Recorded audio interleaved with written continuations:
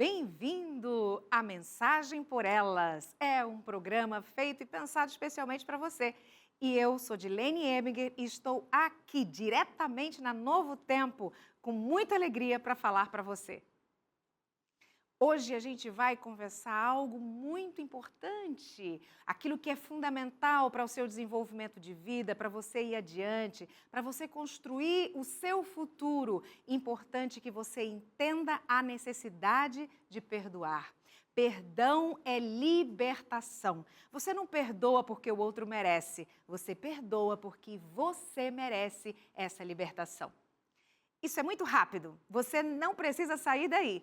É só um rapidinho, um comercialzinho e eu estou de volta aqui para falar com você. Até já!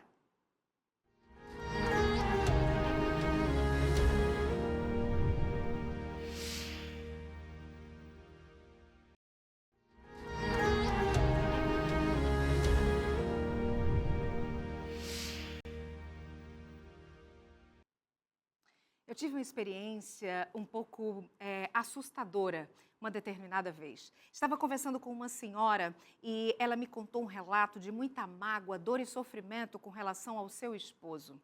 E no final do relato, os olhos, o rosto eram de uma tristeza profunda, era de uma mágoa enorme. E eu fui meio persuadida a dizer para ela que teria como resolver a dificuldade se ela tivesse a disponibilidade, a disposição de perdoar o marido dela. Certamente ela voltaria a ter uma vida mais tranquila, mais feliz e mais saudável. E ela disse para mim que se tivesse que perdoar, ela preferia se manter doente e ir até a morte. Fiquei muito assustada quando ela me disse isso. Comecei a ler a palavra, a pesquisar e ver por que existem pessoas que mesmo em sofrimento profundo, sabendo que a mágoa e o ressentimento têm trazido prejuízos emocionais, psicológicos, físicos tão grandes, mesmo assim não estão dispostos a perdoar.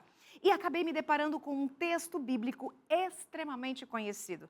Quando eu lê-lo, você vai reconhecer imediatamente. E esse texto me levou a pensar em algumas questões muito importantes com relação àquilo que havia acontecido comigo.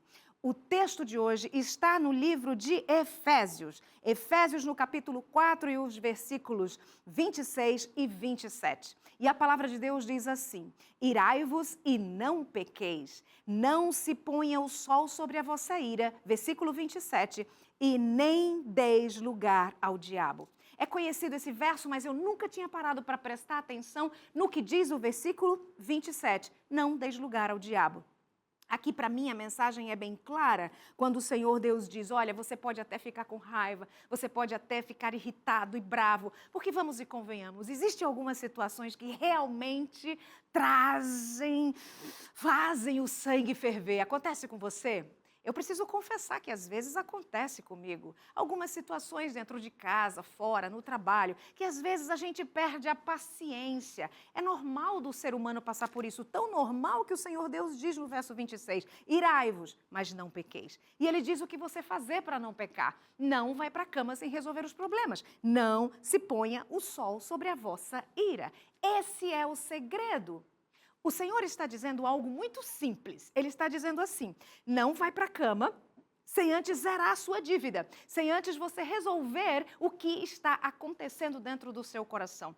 Zera essa dívida, perdoa, acaba com essas questões, porque ir para a cama dessa forma, o versículo 27 retrata isso, vai dar lugar ao diabo. Você vai acompanhado do inimigo das suas vidas para a cama. Certamente essa noite não será de um sono reparador, quando você vai acompanhado do mal para lá. Então você precisa pensar que não é possível servir a dois senhores. Ou você serve a Deus, ou você serve ao inimigo. E se você estiver servindo a Deus, já está decidido. Não há como dizer, eu estou aqui em cima do muro. Existem algumas coisas na vida que não tem como estar meio a meio. Se eu virasse agora para você e dissesse, olha, eu sou quase honesta, você iria dar risada certamente aí, porque não existe o quase honesto. Ou é honesto ou é desonesto.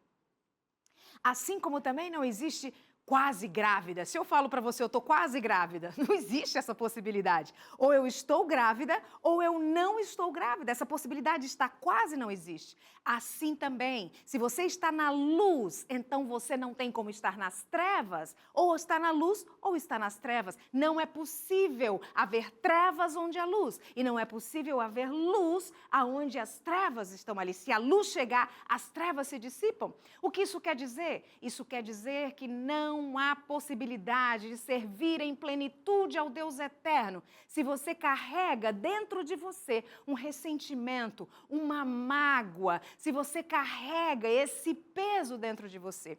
Você fica impedido de seguir adiante e poder servir em plenitude ao Deus eterno através da presença do Espírito Santo dentro de você. Eu comecei a pensar se, além da espiritualidade ser prejudicada por conta do ressentimento e da mágoa, se haveria problemas emocionais também na pessoa que carrega o ressentimento. E olha, eu descobri algo tremendamente extraordinário. Eu descobri que a mágoa é uma doença emocional degenerativa. Você sabe o que é uma doença degenerativa? É uma doença que vai te levando à morte lentamente, porque vai fazendo com que você perca as suas habilidades, perca as funções, perca a sua autonomia e vai te conduzindo para um momento em que você não consegue mais gerenciar a si mesmo, tanto física quanto muitas vezes emocionalmente. A mágoa também é assim. Vamos entender melhor como é que a mágoa é uma doença emocional degenerativa. É das emoções, mas vai degenerando, vai matando aos poucos o seu emocional e te conduzindo à morte. Então vamos lá. Primeiro passo, vou ficar desse ladinho para você entender. Primeiro problema que a mágoa vai causar em você é o enfraquecimento físico, mental e espiritual. Você enfraquece fisicamente, você perde as forças fisicamente. Aquilo que antes você fazia com alegria, com energia, com emoção, agora você começa a ficar cansado. Fala, eu não quero fazer mais isso, eu estou cansado, eu trabalhei muito, isso me desgasta. Até as coisas que eram prazerosas, elas começam a ser deixadas de lado, porque a energia física é drenada pelo ressentimento. Então, isso é muito perigoso. Esse é o primeiro espaço físico que a mágoa vai deteriorando em você. Depois, a mágoa, além de fisicamente, ela vai te atingir emocionalmente. Você vai ter dificuldade de relacionar-se com outras pessoas que não são da sua família ou até consigo mesmo. Então, você prefere não se envolver com outras pessoas. E ainda há o enfraquecimento espiritual. Você para de ler a palavra, você para de frequentar a sua igreja, você começa a falar, olha, eu estou cansada, essas pessoas, elas são, às vezes, são falsas, eu prefiro ficar na minha. Isso vai trazendo prejuízo para você. É o princípio da mágoa. Se nosso Senhor Jesus Cristo traz o perdão para você e você consegue perdoar o seu ofensor, pode haver cura. O problema é que não havendo perdão, a mágoa evolui para um segundo passo, que é o passo, ali é o passo do enfraquecimento. Aqui vai ser o passo justamente de prejuízos muito maiores. Além do enfraquecimento, vai paralisar você. Enfraqueceu, agora aqui paralisou. Paralisou física, paralisou emocionalmente e paralisou espiritualmente. Fisicamente, você agora só vai no trabalho e volta para casa, porque você não tem mais energia para nada nessa vida. Se paralisou você também espiritualmente, você agora nem vai mais na igreja, não vai mais, já não lia a Bíblia, agora já nem vai mais aos cultos, já não frequenta, já fica sozinho em casa. E se houve a paralisia emocional, lá o problema era com os de fora. Aqui na paralisia, o problema é com os de casa. Desentendimentos, ressentimentos com o marido, com a esposa, com filhos, com a família de origem, os pais, as sogras, conflitos dentro da sua própria casa. Eu costumo dizer que se o Senhor interfere, você se entrega a Ele, havendo perdão nesse período, haveria cura. O problema é que eu estou falando que ela é degenerativa. Então, primeiro ela enfraquece, depois ela paralisa e vai para um terceiro estágio, que é o estágio da atrofia. Sabe quando você quebra um braço, que aí você precisa engessá-lo, fica 30 dias com ele engessado? Quando tira o gesso, precisa de fisioterapia para voltar à habilidade daquele braço. O terceiro passo é a atrofia física, mental e espiritual. Você já não tem mais condições de ir à igreja e já não vai mais ao trabalho também. Então você precisa de medicação para dormir, para acordar. E você não tem mais crença no Deus eterno. Se você receber visitas de pessoas que são cristãs e disserem para você, estamos sentindo a sua falta, você não tem mais ido lá congregar conosco, Deus está esperando você. Você responde, Deus? Quem é Deus? Se Deus existisse e eu não estava vivendo essa vida que eu estou vivendo. A perda da fé é uma das maiores perdas que o ser humano pode ter, porque perdendo a fé, você vai perder a sua capacidade de seguir adiante. E, por fim, é também a sua questão de atrofia emocional, física e espiritual. A atrofia emocional, você vai ter dificuldade com você mesmo, sabe? Você vai ter dificuldade de pensar sobre as suas próprias questões. Você não vai se compreender mais. Você vai ficar com dificuldades consigo mesmo. E isso vai trazer prejuízos significativos para você. Queridos, a mágoa realmente, ela deteriora, ela vai matando aos poucos. E se você está em dúvida do que eu estou falando, preste bastante atenção no que eu vou dizer para você agora. Existe uma escritora americana que eu gosto muito e ela diz que pensamentos negativos, ressentimentos, dor, mágoa, tristeza e culpa tendem a consumir as forças vitais, convidar à decadência e levar à morte.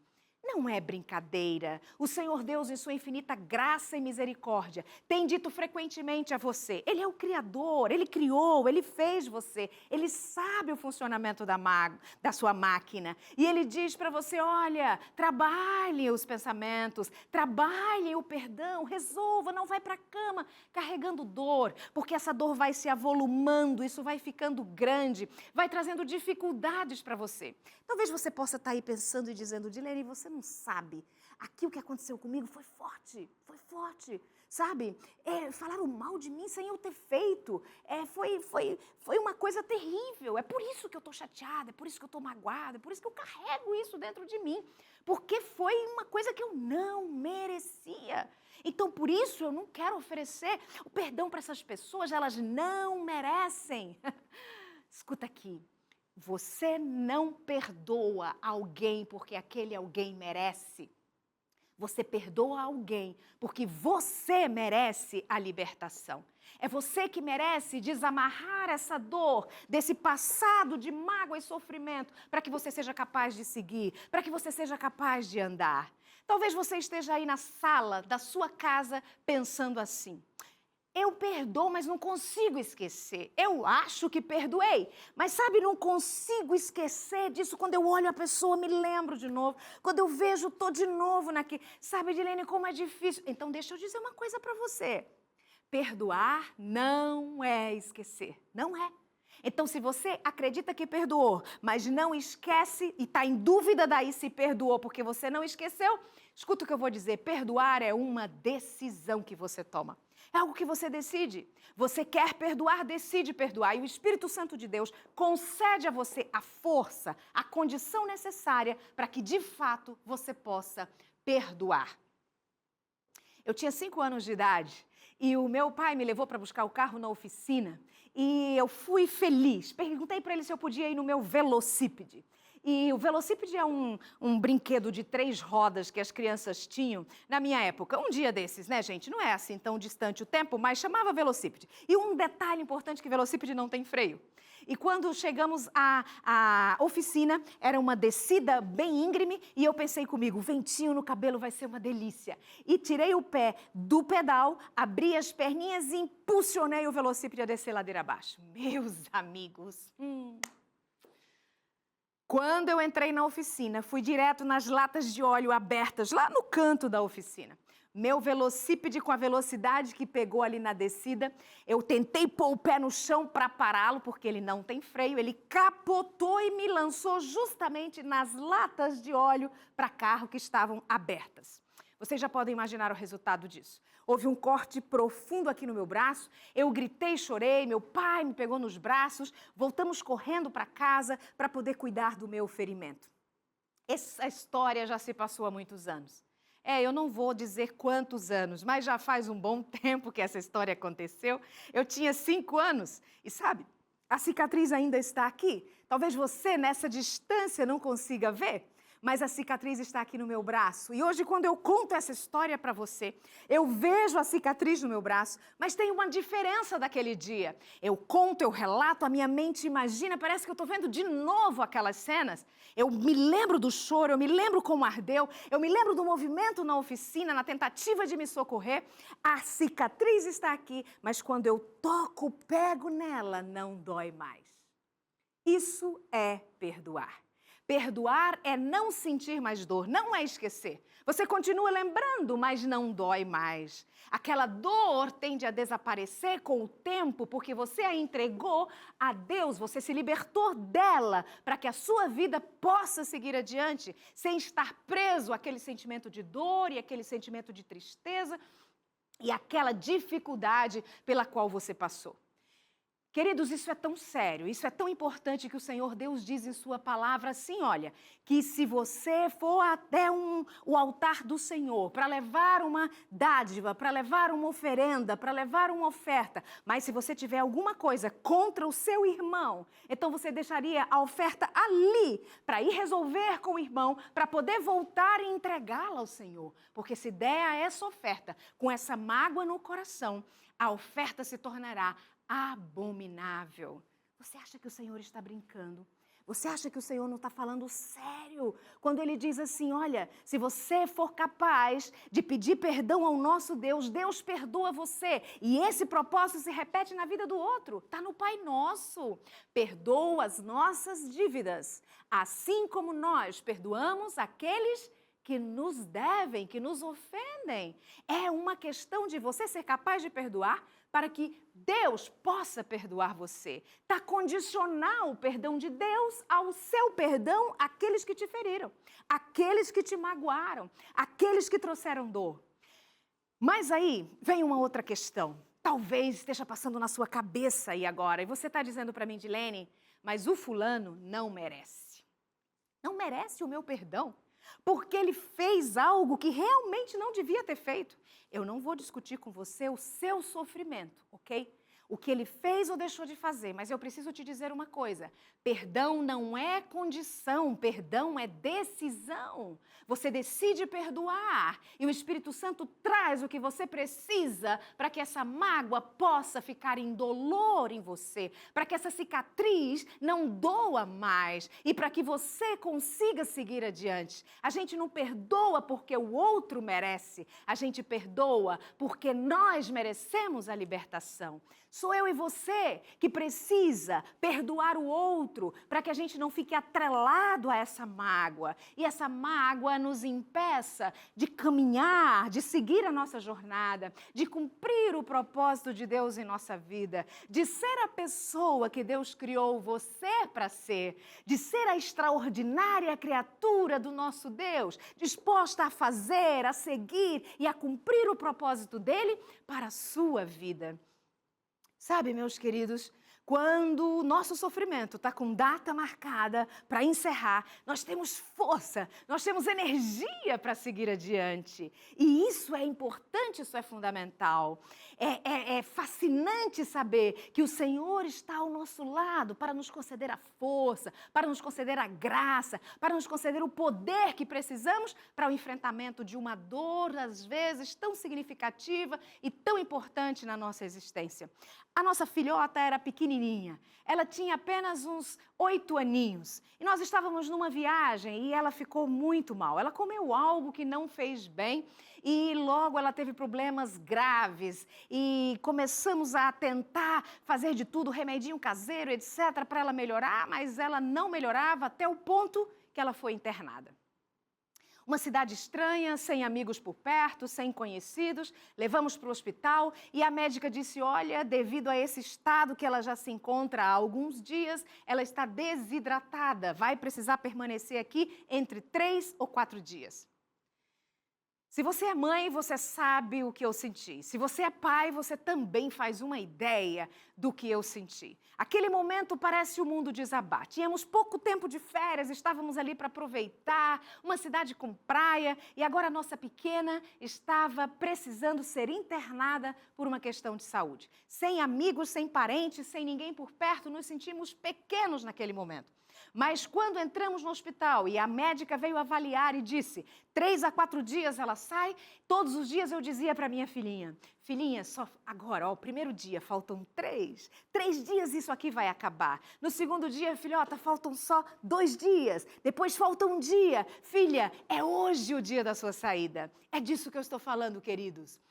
Quando a nossa dor está perto de acabar, está próxima a findar, nós temos energia para lutar. A notícia boa é que eu não sei o dia nem a hora, mas Ele já sabe o dia e a hora em que a nossa dor, a nossa tristeza, a nossa luta vai acabar. E ela vai terminar para sempre. Então você pode desenvolver a força, a energia para seguir adiante. O que eu preciso te dizer hoje é que não compensa guardar mágoa e ressentimento.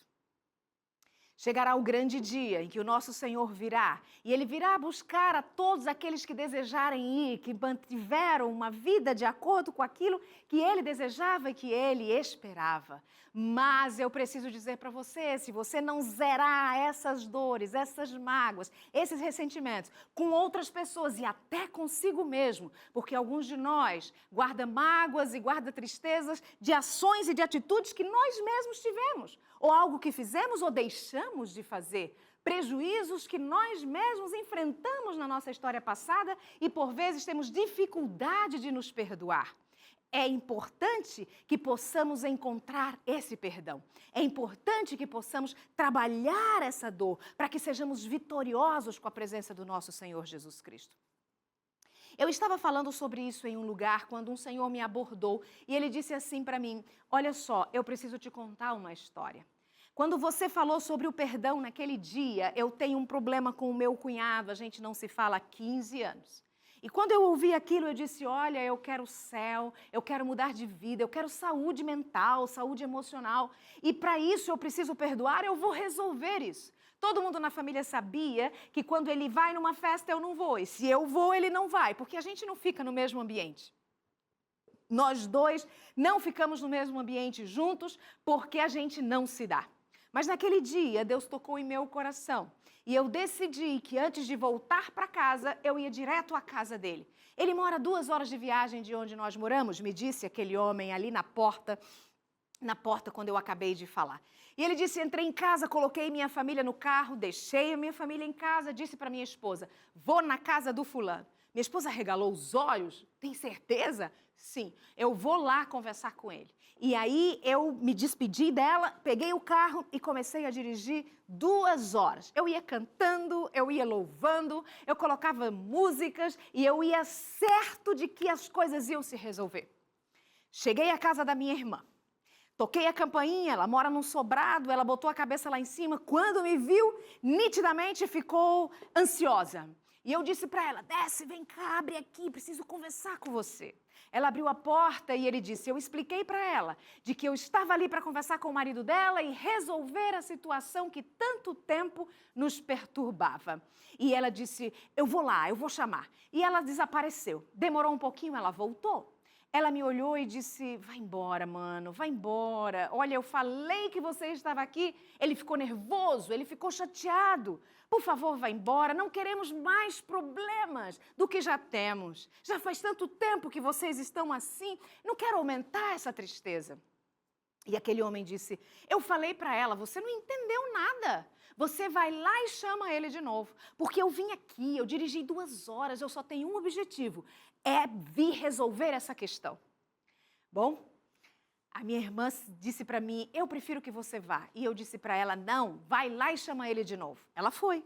Demorou um pouco, ela voltou, muito mais triste do que antes, e me disse, você pode ir embora. Vai embora, por favor, vai embora, não piora as coisas. As coisas já estão difíceis. Eu não consegui entender. Eu fiquei extremamente chateado. Me despedi da minha irmã, entrei no meu carro e comecei a viagem de volta. Eu estava angustiado. A viagem de ida tinha sido incrível, extraordinária, maravilhosa. Eu fui cantando. Agora eu voltei chateado, magoado. Eu batia no volante, eu chorava e eu perguntava a Deus, por quê? Por que eu vim para resolver?